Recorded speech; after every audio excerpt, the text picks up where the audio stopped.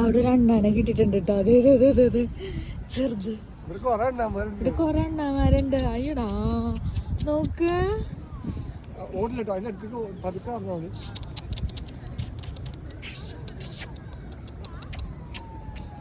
കാണിക്കണോക്ക്.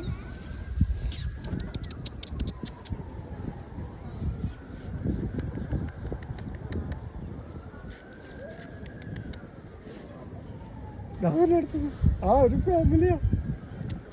രണ്ടെണ്ണം. കർത്താവ് ഞാൻ പേടിച്ചു വിട്ടുന്നു.